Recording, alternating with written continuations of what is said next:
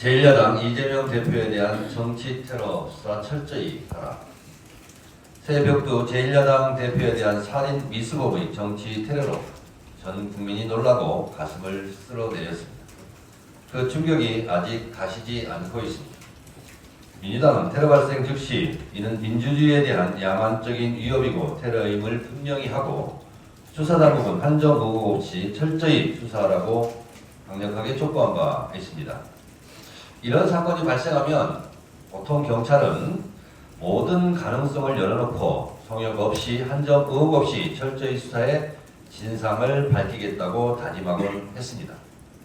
그런데 이번에는 왠지 많은 가능성을 닫아놓고 수사하는 것은 아닌지 하는 의심이 듭니다.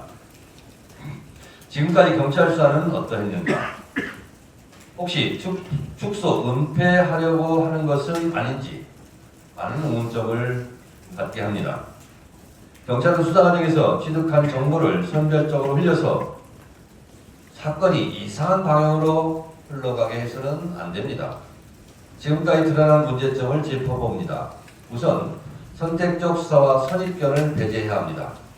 사건 발생 초기 1cm 열상이라는 보도가 어떻게 흘러나왔는지 그 출처가 어디인지 밝히고 책임을 물어야 합니다. 양날의 날카로운 검으로 체중을 실어 찌른 살인 미수에 해당하는 상처를 어떻게 1cm 열상으로 언론은 보도할 수 있었는가 하는 점을 밝혀야 합니다. 8쪽짜리 변명문도 전문이 공개되지 않고 선별적으로 몇 문장이 공개되어 떠돌아다니는 것도 매우 이상한 일입니다. 그렇다면 아예 전문을 공개해야 합니다.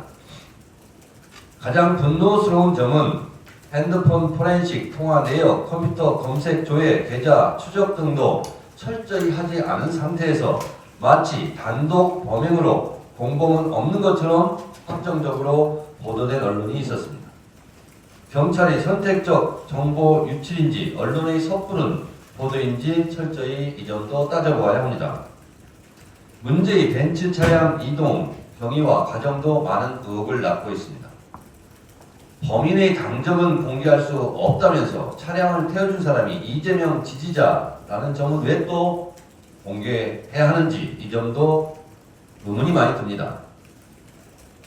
범인도 이재명 지지자로 위장해 접근해서 끔찍한 범행을 저지른 것 아닙니까? 당적 논란도 마찬가지입니다. 당적은 범행 동기와 관계가 있는 사항입니다. 기왕 언론에 보도된 것도 있으니 당적도 공개 못할 이유가 없습니다.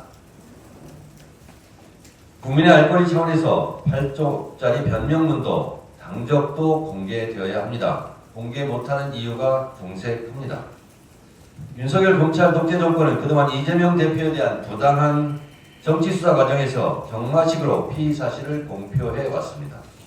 이번 제1야당 살인 미수 테러 사건에서 범행 동기, 공범 여부, 범인의 이동 동선, 살해 계획 행위 등에 대해서 또는 주변 지인 관계 등 의문점에 대해서 오리무중입니다.